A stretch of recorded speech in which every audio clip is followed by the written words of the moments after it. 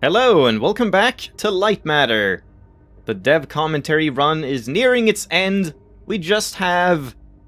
I think it counts as like 2 levels left, maybe. Or maybe it's just 1 at this point. I'm not entirely sure, but it's not much. And unless one of the devlogs is like 30 minutes, we should be able to finish this up today. So, let's enter the elevator. Oh, loading. No Lux here, no nothing. So yeah, this is just like a loop. Right? So at some point, it loops. I don't know if you can tell. Oh, I think I can. You see the shadow? Right there. That's when it loops. You see the shadow like popping in. That's very unnoticeable. Yeah, that's actually good. Neat little trick.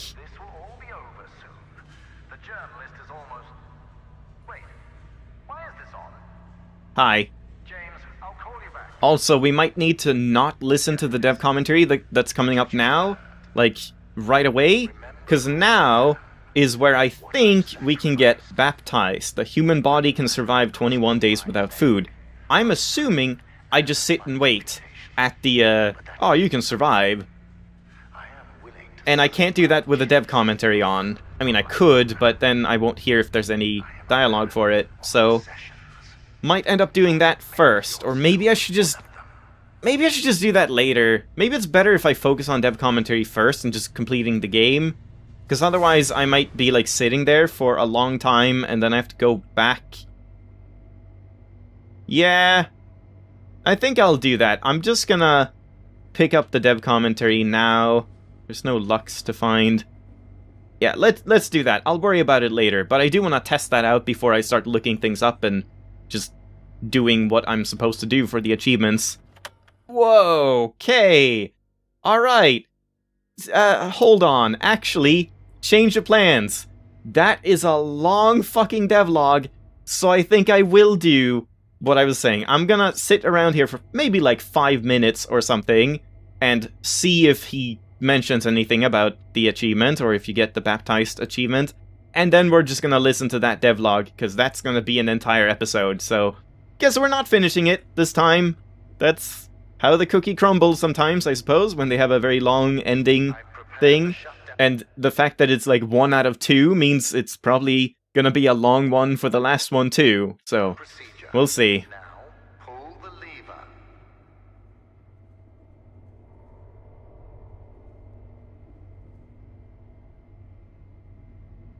Yeah, nothing else. Yeah, I wouldn't be able to pull this and then go back, because I think this closes, so I can't... Even if I want to, I can't, like, go back and listen to the dev commentary. I'll have to just restart the level. Which is fine, since I need to listen to 20 minutes of dev commentary anyway. Excellent. It worked. Yeah, it's closed.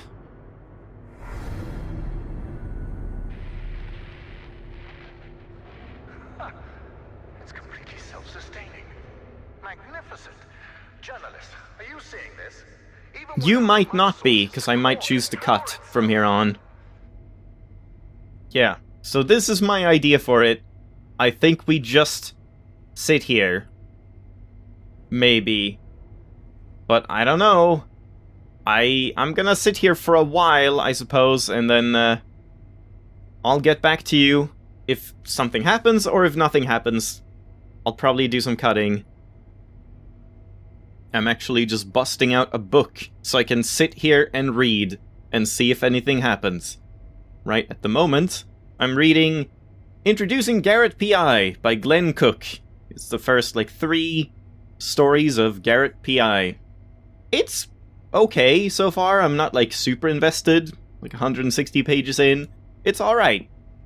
Before this, I read Kazuo Ishiguro's The Berry Giant, and that was phenomenal. That might be one of the best books I've ever read. I heavily recommend it. It was utterly fascinating. Just, like, the writing style is something I've never seen. The way, like, dialogue is written in that, and just the, like, world building and stuff. It's endlessly fascinating. And not that long of a book either, so I'm looking forward to checking out more Ishiguro in the future. There you go, impromptu book reviews. That's what's up with me in real life. Alright, so I've been waiting here for almost 5 minutes at this point, I think. And nothing is happening.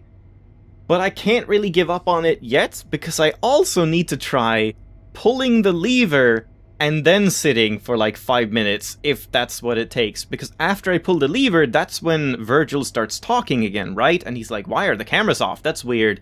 But he'll actually talk again. So maybe that's when you sit here and wait. 5 minutes have passed. Let's try that.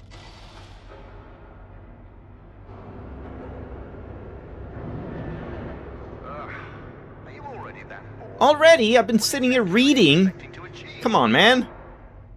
Alright, well, I've been sitting here for maybe 3 extra minutes, maybe a little more, something like that, and nothing, and I'm done waiting. If it's something stupid like wait 10 minutes, then I'll have to just look that up, but I guess this is a bust. It just seems so obvious that, like, the human body can survive 21 days without food would have something to do with this room and, like, remaining in it, because you would remain here for 21 days, and he would turn on the sprinklers to help you out, and...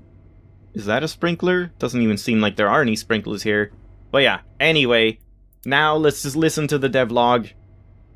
And I'll cut out, like, the majority of that, I imagine. So this level. Thank you. The last one, at least, has decent volume. Where to start? It is such a big level. From the beginning, we always wanted to make a suspenseful ending. We always knew that doing that, especially like with like the ideas that we had, would be a huge task, and it did become a huge task. We thought about, like, alternatively, what if the player goes up to the core and presses a button and destroys it, and the game ends like that, you pressing a button, and it just always felt underwhelming. Sorry, pulling a lever. Yeah, exactly. And so we went with it and try to make this like dexterity-based ending. Also because we throughout the project, all the way back from our Don't tell me that this is like queued up the entire cutscene, and I'm not gonna be able to complete this, or I'm not gonna be able to have this running while I'm like going through the level. university project. Because there's no way I can like do this first and then go back, because the door was closed, right? Like only the forward door was open, so I couldn't return and pick up the devlog, I think. We actually got some positive feedback on the levels that were a bit more platforming based. Please just come on. Shadows, like fans casting shadows and you jumping over them, and people always thought that element was interesting, so we thought we should have that in the game. And it just a quick note. Actually, early on we thank kind God. of threw them aside because we were afraid people would like put the game aside if they came to some platforming that they couldn't complete. Yeah. So it was actually, for a long time we didn't want any challenging dexterity platforming elements. Yeah, that's true. This isn't really that challenging though. We felt it made as far as sense in the platforming game because goes. it fit with the like more suspenseful. build-up The like we wanted. turbine parts are kind of tricky, I suppose, but and only when you don't know them. story-wise, we want the player here to we want Virgil just to be like not caring about the player. That once the player found out that you can't turn off the shadows by turning off the core, then Virgil is more like, you're just gonna stay in there. You turn on the sprinklers, all that, and even when the player tries to turn on the core again, like he's just like, what are you gonna do? You can't get out that room. And that moment where before Ellen starts talking, the idea was to have a bit of like a all is lost moment, like where okay, I'm stuck in this room, what to do? But then Ellen comes in and tells you about the sequence that she made, so you can get out to the other control rooms. But we still, even when writing her dialogue, we still didn't want it to be so obvious. Yeah, I'm just going to listen to what she says. We want a little bit of doubt, like when she says, "Trust me, you'll survive," and it feels like, will I? And yeah, we just want a bit mystery with that. And I also remember that it was very nice when our graphic artist was there. She made the like screen where you actually can see Ellen for the first time. Yeah, it just felt nice for that room, and with also her nice you wig are in there for a while. And I guess we wrote ourselves into a corner there. And yeah, it's possibly too long, the dialogue in here, but it gets across what it needs to, we think. When you get out of the room, whoops, we had a problem where people were like, "Hey, well, why can't I hear Virgil talk?" And the answer to that is, of course, he doesn't know that you broke out of the room, so he's no reason to reach out to you. He's building his solution to Lightmatter. But then we just felt empty until you get to the second control room, and he finds out. I love this shot though. So until then, like in that space, we added. I just want to look at it. The voiceover with Lux pressing the button and activating. What? Yeah, the intercom. Wait, Lux. Oh, that's what happened when he's like, "Wait, why is this on?" That was Lux that turned on the intercom? Is that it? I didn't even, realize that. And just so you feel that, okay, he's still up there working on things. Lux is the cat, to those who don't remember. Exactly. But wasn't that before we got trapped there? That was in the elevator ride. That's kind of strange. This is the cat. Or does it happen again? I can't remember. He also says that in the voiceover. But and we just want him to be angry at the cat and basically almost hit the cat in there, because now Virgil is an evil man. He doesn't like cats anymore. The peak of evil. Because that's the definition of evil. So after the second control room and all of the dexterity stuff, I'm just jumping towards the end here. The reason why we have James come back and save the player is kind of to show that even the people that Virgil really thinks are loyal to him and follow him all the way, they end up betraying him, because no one what he's doing is crazy, and it's kind of to emphasize that and also give James a bit of a character arc. Knew that. So he's not just super one-dimensional, like this big sensitive man. He worries about people, and I think one of the big what can you say tasks or challenges with that was showing that James comes over and stops the gate from closing, so you can get out. And I think a lot of people, not everyone is going to see that. No. But at least in the dialogue we try to emphasize. We also try to emphasize with the lamp being turned and exactly. so on. Yeah. With the what? So after that we have I didn't hear that. You overload the core. We have this epilogue where the screen turns white and Virgil speaks in this completely clean voice. And for a long time, the idea was that you actually wake up in the facility and the shadows are fixed and the shadow anomalies are gone, and you slowly walk out of the facility through a tunnel with light at the end of the tunnel, stuff like that. Very symbolic. While Virgil is having this defeated speech, but this speech that at the same time feels like a guilt trip. He's really trying to make you feel bad. I feel like that would have been a nice and sequence. Make you feel that instead of maybe things could be done a white screen. Just have this bittersweet feeling that kind of sticks with you. And since we, as many other things, found out that in the end we didn't have resources to build that. It was low prioritized. We decided to make have this voiceover play when the screen is white. And it's kind of a shame.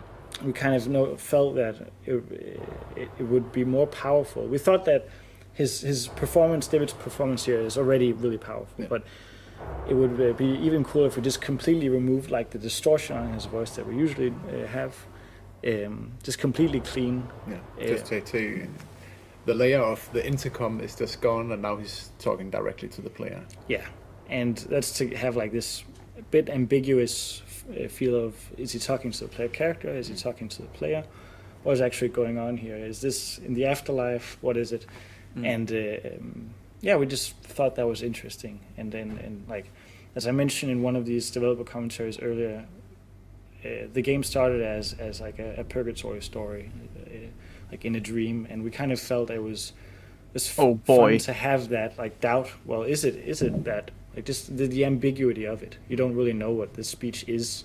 Is just like a quick view into Virgil's mind, or what is it? There is so much else to talk about. Yeah, this is a huge level, like really huge compared to all the others. All the other individual puzzles are in one scene, as it's called in Unity, in which we work and prepare that whole level.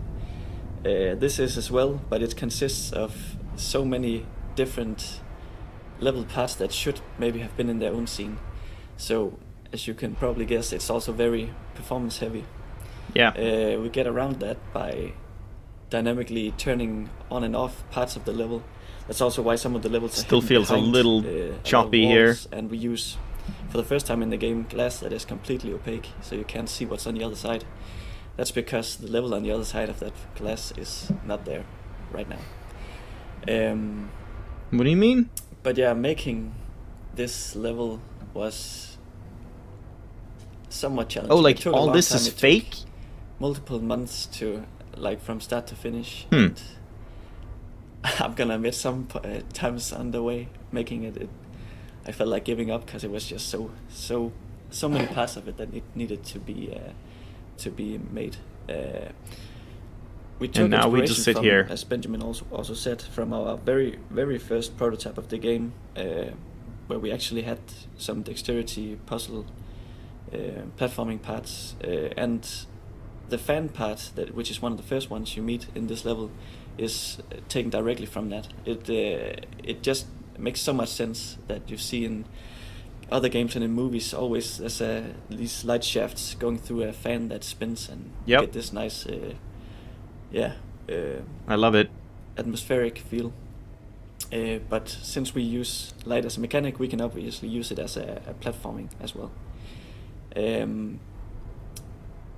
But all the levels weren't like connected like they are in this final version when we first began. It was basically making just come up with jumping challenges like in individual scenes, and then just see what fits, what doesn't. We made more than there are in this final version, but it was also like a question of, is it too much? So we had to cut off some of them. So we only took the best of them, and we have tried to kind of build up the difficulty a bit. Some of them are very easy, and you can kind of do them in your own tempo, whereas others are controlled by Virgil, where he actually tries to kill you by closing something. And then you obviously had to be agile and quick. And didn't even realize that. We also thought about having like the puzzle elements from earlier puzzles in the dexterity parts with, for instance, the lamp or the photon connector, but we found out that it ended up giving the player too much control of like the outcome. So we could end up in situations where they get locked on the wrong side of something that Virgil closed, and then they would get stuck. So we tried to fiddle with it quickly, but quickly realized that we had to control the whole sequence for us to actually make it to the finish line. But yeah, once we had the selected puzzle challenges, we kind of went back and looked at the earlier levels with the core in them, and I mean, as you can see in those levels as well, they are all cylindrical, kind of tall rooms where the core expands from the top to the bottom. And this is kind of in the middle of the facility. That's why we have the big crystal in the middle that connects to the crystal that you saw in the very beginning and the crystal you saw in the mine. So they're different crystals. So we had to somehow build all these puzzle sequences around this core to make it seem like one big place. And also some of the puzzle challenges or jump challenges use the light from the core. So it was a matter of just making the basic form of the core room and then try to put them in a sequence around, kind of snaking around upwards.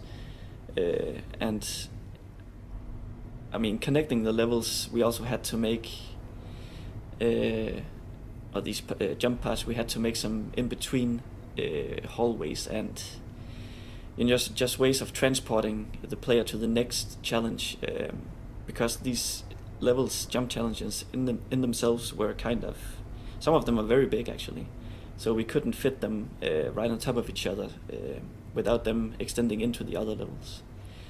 So I mean, I don't know if you can follow this, but it's also in my head it kind of lost me a little bit there. There's so many challenges we had to get around, and we only found out while doing it. So it's also kind of difficult to remember what we actually did at some points. I also think it's worth mentioning that in the very beginning, when we were designing it, we thought that we were going to place all the jumping challenges in the big cylinder room. Yeah, that's true. Yeah. Actually, we made a first iteration. Like just a big spiral kind of thing? A couple, I can't remember. At least one I remember clearly that had all the dexterity challenges in the core room. So they were directly using the core light. Now we're kind of faking it. But, you know, this being like a huge light beam that spans from top to bottom, you would expect light to come from the whole thing and not just from one point on it. And it just created, it was so difficult to control the shadows. So, yeah, we fake a lot in this level, both with the lights from the core. None of the light that actually shoots into the puzzles jump challenges is the light that is attached to the core. It's separate light sources that shoots in for us to control it better. And also with the huge room, all the shadows in the core room itself are faked with something called decals, which is basically a texture, a black texture that you just slap onto the wall. We've been lied to. And I mean, there's so many shortcuts. We kind of make it work, but we had to come up with some weird solutions sometimes to make it work, also performance-wise. Mm. I think the main reason for the shadows were that, like, the light sources that were attached to the core had to be huge in range, and the shadows would look so jagged because the resolution of the shadows couldn't scale up. You can scale the resolution of shadows up, but it becomes so expensive. Yeah. Then it has to be a custom solution, right? Yeah. It is possible. Yeah. But yeah, it's. I mean, we got to something in the end that is. I think we are happy with where we got it, especially doubting during the making of it if we were ever gonna get to the end. But yeah, it's... Has the sound designer said a single thing yet? I'm glad it's done.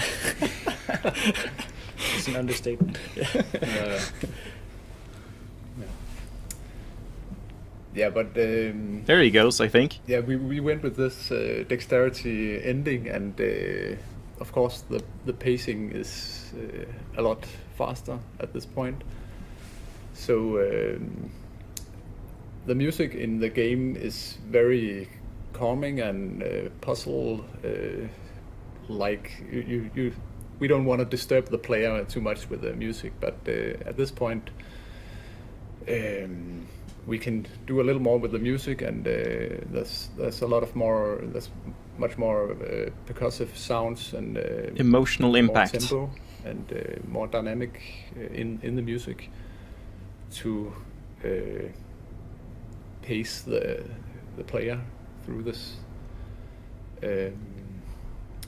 Another thing about the pacing is that Virgil talks to you, and you can kind of stop the pacing yourself as a player and just stand still for a long time, and then we thought maybe we missed something here, and we had the idea of making Virgil talk to you through clean static, kind of. So he's trying to say something, but you don't hear it. So we kind of made a random static voiceover. So it actually takes pieces of all the other dialogues and put them randomly together, so it's different every time. So it's just a Oh, little funny thing. Yeah, what is it, like 1 second of each clip you're taking? Yeah, not even one Not second, even. just small. Yeah. that's clips a and cool then, little trick. Add static in between. So it's maybe sometimes you can hear a word you've heard before, but it is difficult to hear. Yes. Mm. Yeah, and of course, as Les said, it's a really huge level. And Does that mean that you could, in theory, get randomized and get like the word Johnson just popping up? So it could be like static Johnson, and you're just like, Cave Johnson did it all. I don't know if that's what it means. Too bad we won't really hear Virgil talk here, so can't check that out. That's the first one. When I tried it at some point, we have this prefab, the spider prefab, and in the Dex level you jump around on these spiders, moving spiders, Yeah. and it was just crazy loud because of course before in the game we used this spider with only one sound source, but Les had put, I think, maybe 20 something. 20 sound sources in the same room, so we just had to adjust the sound level a little bit at that point. Yeah. Yeah, but it's